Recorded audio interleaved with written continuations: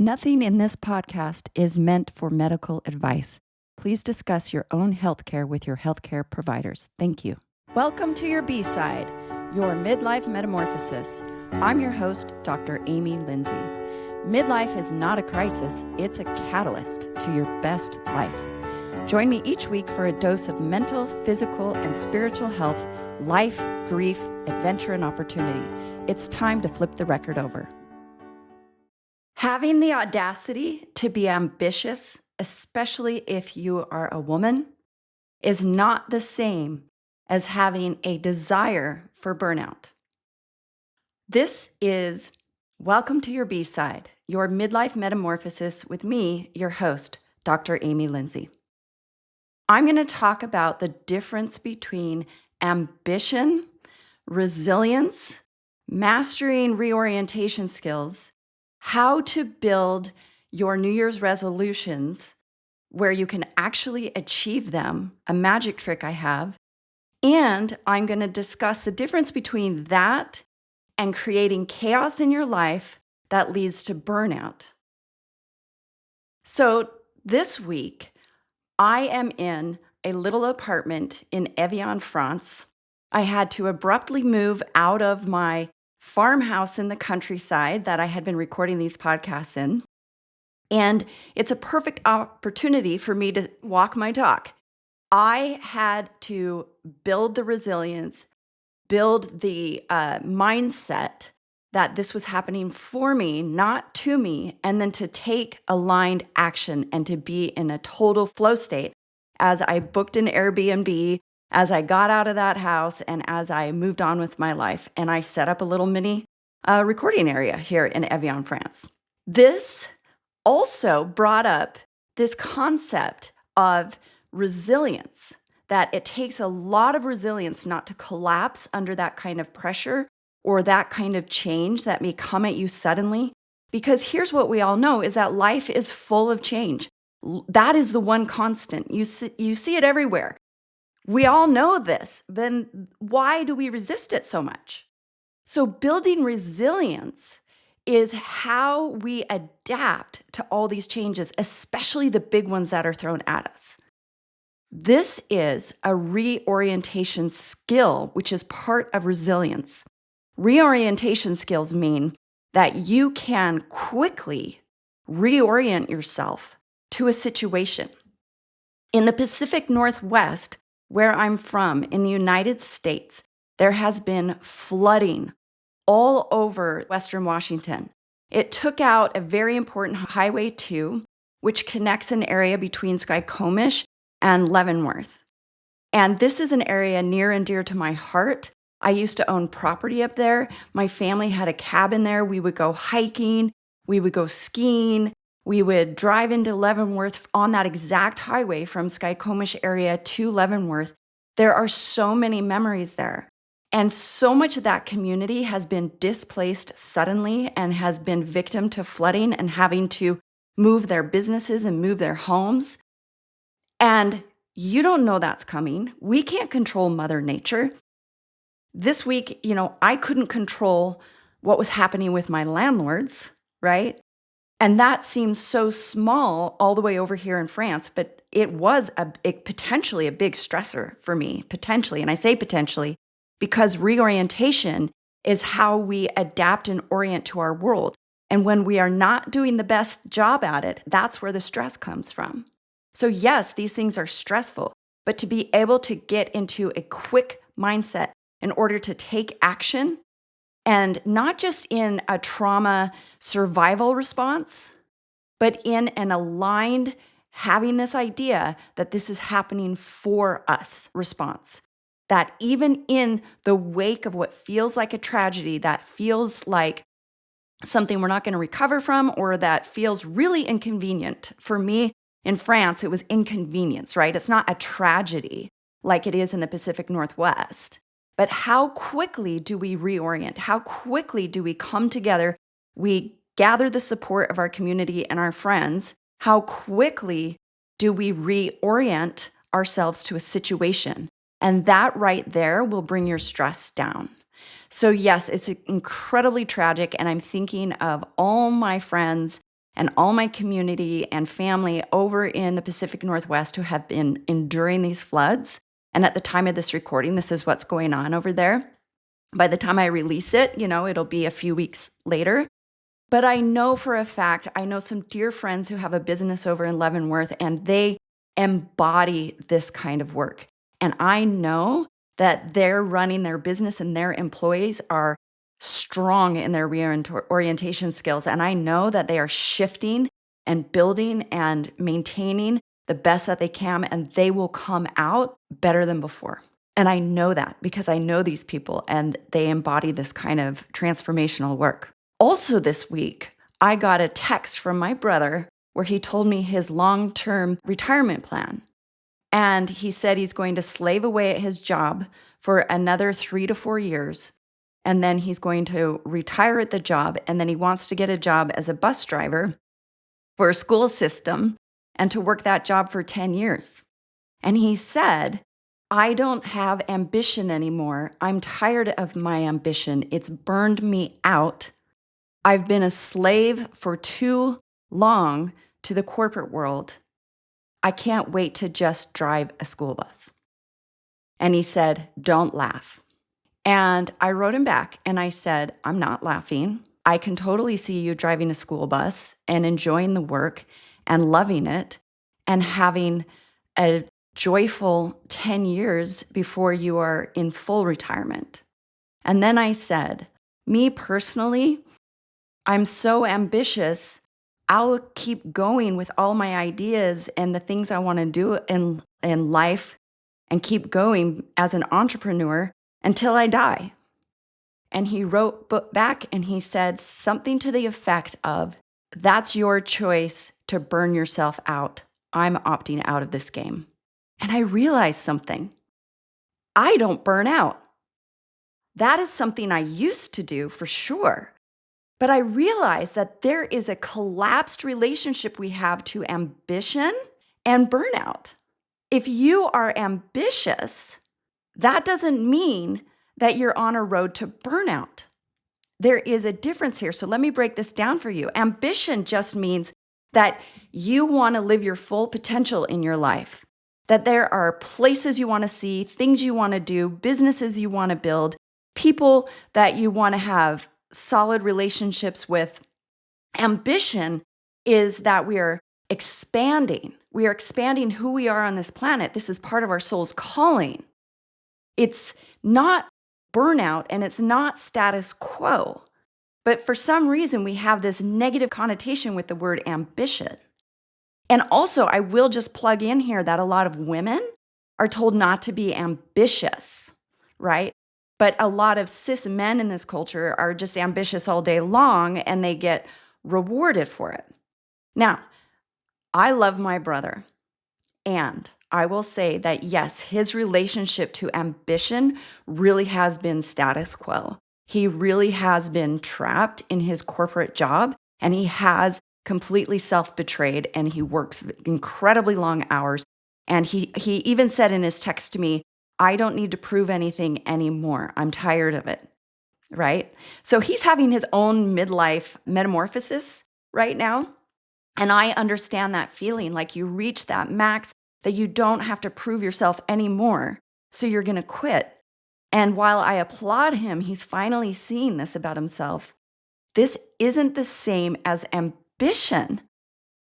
So ambition does not mean you have to prove yourself. You have nothing to prove to anyone, anywhere, anything, at any time. The only relationship is to yourself, proving yourself to yourself that you are listening to your higher self, that you are building that confidence in that area, and that you are taking steps and making decisions for your life aligned with that, and that your ambition is related to your calling, that your ambition is about expanding who you are as a soul. But this is not burnout. Burnout comes from proving yourself. Burnout comes from creating chaos and busyness that is unnecessary, again, to make it seem and feel like you are doing what you're supposed to be doing, to fit the status quo, to maybe justify why you aren't doing what your soul is calling for. Huh? How's that? We often busy ourselves and create chaos to avoid actually living into a calling that we have, that it seems scary, right? So we create all the struggle, we create all the chaos, we busy ourselves, we try to prove ourselves like we're trying to prove something. And we can do this as an entrepreneur, we can do this in a corporate structure, we can do this just as a parent, we can do this, you name it, trying to prove that we are just so busy and we're working so hard that we can't actually follow our dreams. And I'm going to call bullshit on that right now. You are better than that. And actually, when you are taking aligned action in your life and expanding yourself as a soul, it doesn't feel like burnout. It feels expansive and joyful and aligned and peaceful. You feel in flow. And that's not to say you're not working hard, but you're working aligned. Hey, this is Dr. Amy Lindsey, your host of Welcome to Your B-Side, your midlife metamorphosis YouTube channel and podcast. If you want to be more involved with my B-Side community, you can join on School. That's SKOOL. You can join my school community. Look me up, Dr. Amy Lindsey, Welcome to Your B-Side, and request to join. So I thought this was very interesting in this conversation with my brother, and I really felt like I had to jump on a mic and talk about it. So here's the other piece to this. When we are going about a new goal, or let's say it's the new year, so New Year's resolutions, I'm going to teach you how to go about this for success. If you want to be successful in your New Year's resolutions, this is what you do. First thing you do is you get a journal. You get a brand new journal that its only job is for this purpose, okay? Don't put it in another notebook. Don't put it in a journal you already have. Get a brand new one, and the only job of this notebook is your life's dreams and goals and your resolutions, okay? Now, I personally use a big notebook that's actually a sketchbook, like an artist sketchbook, like a big one, a 9x12 big one with, it's like wired bound so that I can flip the pages easily, and it's big, and I can draw pictures, and I can use different colors of pens. That's what I personally use. I highly recommend it. The next thing you're going to do is you are going to list out with space everything you want to be, do, or have in the next 30 years of your life. Because there is so much life left to live, and you still have the ability to keep learning and growing and developing skills at midlife. You are definitely not stuck in what you've been up until this point. You can reinvent yourself at any time. You can reinvent yourself at 30. You can reinvent yourself at 40. You can reinvent yourself at 50. You can reinvent yourself at 65. And your job is to not have your identity be your job, if that makes sense. I'm a doctor, but I'm also an artist. I'm a musician. I'm a writer. I'm an empath. I'm a clairvoyant. I am a compassionate and fierce human being. I care deeply for the world and other people. Who are we without those roles and those titles? Do we even know? And I'm going to tell you that in doing this process with your New Year's resolutions and with your goals and dreams for the next 30 years, you will start to discover more and more who you are. So you start writing down everything you want to be, do, and have over the next 30 years. But leave yourself some space. Don't just write it in a list. Maybe put 3 or 4 to a page and space them out. And just go wild. Come up with as many as you can. Personally, I have almost 150 on mine, and I keep going. The more you list, the more inspired you become. List everything big and small. List big things you want to be. Do you want to be a leader? Do you want to be a writer? Do you want to complete a memoir? Do you want to write a piece of music? Do you want to create a whole album for yourself? Do you want to become a photographer? Do you want to quit your corporate job and start a business helping people? Do you want to start a foundation? Do you want to visit France? Do you want to eat sushi in Japan? Do you want to go to a Michelin star restaurant and agree with the rating? What do you want to do? And it can be everything from these sort of big, lofty, noble causes to some of the like most basic, desirable, almost guilty pleasure desires that you have. Write them down. Write them all down, as many as you can. Then the next step is underneath each one, write why. And you may even have to go 5 whys deep. So this is, why do I want this? Oh, to be of service of the world. Why, right? And if you keep asking yourself why, and you keep writing what it is you're trying to do and what that be, do, or have goal is about, keep writing and writing and writing about why, and then start describing in detail how you see it, how you visualize it. What does it feel like? What does it smell like? What are you wearing? Who are you with? And then start writing those details down. And I'm telling you, this is gold for figuring out who you are. And as you start to figure out who you are and what you really are about in this life, then when you create your New Year's resolutions, create them from there towards making steps towards these goals of be, do, and having. And some of them will be easy, and they'll be easy to cross off your list in the year, and some of them will require taking steps. For example, I'm writing a book right now, and some days I'm too tired. I have writer's block. I can't think of a thing to say. I overthink it. I think that I start making it complicated when it's simple. I can't come up with how this story or this chapter fits in with the overall book, but I know I need to write that part, and I can't quite see it. And I doubt myself, and I feel vulnerable, and I think, oh my gosh, I'm never going to be able to do this. And here's what I've been doing to help me along the way. And this also goes for my music, for writing music, for playing music, for composing, for writing songs.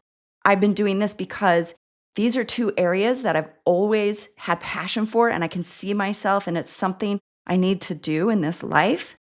But it feels a little bit like imposter syndrome, right? That fear that there are gatekeepers, that, all this shit we tell ourselves.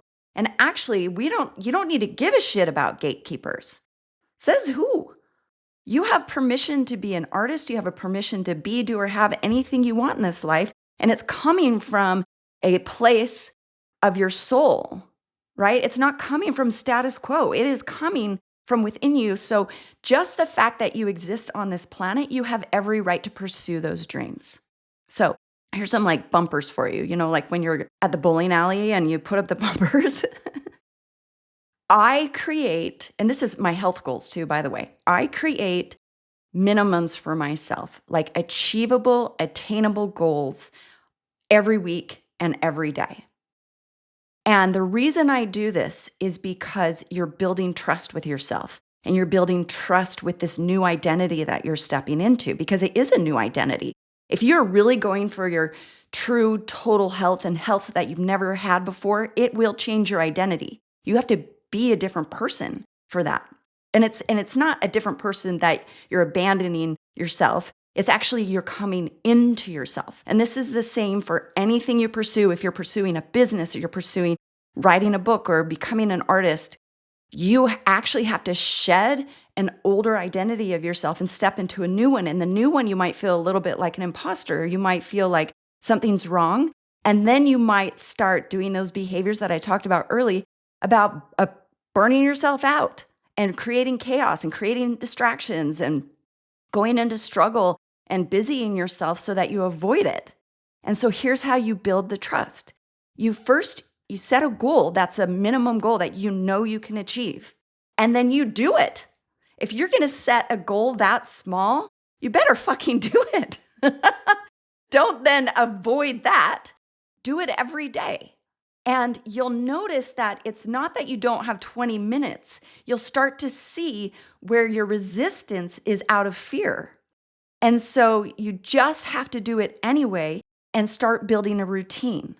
And when you build routine, You actually get rid of the necessity of finding motivation.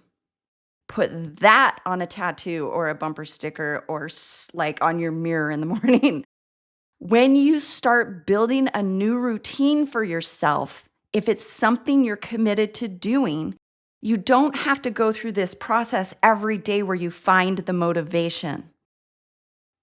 That's such a mic drop moment. You build this routine and you build it small steps at a time. And you do it so it's achievable, because when it's achievable, you actually get that chemistry, that feel-good chemistry. Your serotonin goes up. You get these dopamine hits. You start to trust yourself that, hey, yeah, I can do this. Here's the other side of it. You set a maximum for yourself. So you might be in flow state, okay? And you might, instead of going 20 minutes, you're going to go 4 hours. And here's what I would say to that. You figure out what your capacity is and you set a maximum for yourself that you stop. Maybe your maximum is 2 hours. So if you're in flow state, you go and go and go and go and go for those 2 hours, but then you allow yourself to stop, because what you're in danger of is then blowing up that 20 minutes or whatever that minimum was for yourself later, that you then create the burnout, right? And then it causes people to stop. And I'm here to tell you that often people just want to stop. And this is on a subconscious level. We want to stop. And that's why fostering a healthy sense of ambition is actually so important. Because stopping, we think, would be easier, right? How many of us just want to stop? Like, we're tired, we're burnt out, the world is hard, life is hard, and we just kind of have this way we orient to the world like that. But I'm here to tell you there's a different way to orient to it, that reorientation skill, that you reduce your stress if you can continue to be flexible and reorient every time life is throwing things at you. And yeah, and it's okay to cry, and it's okay to take a break, and it's okay to have some rest. Absolutely. But we're here on this earth to do something important. And everyone's going to have a different answer for that. But it takes a healthy dose of ambition. It takes not stopping. It takes not burning yourself out at a corporate job during the prime of your life, especially if it's not aligned, where your next best option is that you continue to grind for 3 or 5 more years so that you can then finally have a job that gives you peace. And that's the attitude of my brother, who I love dearly, but he's on his own journey.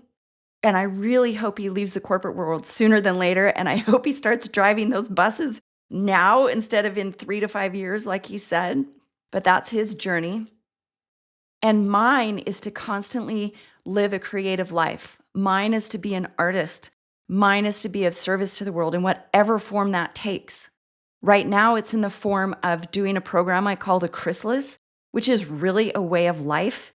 And it's one of the most important bodies of work I have ever done for myself personally, and that I have done for other people who register in and take on this program, because this is what we do.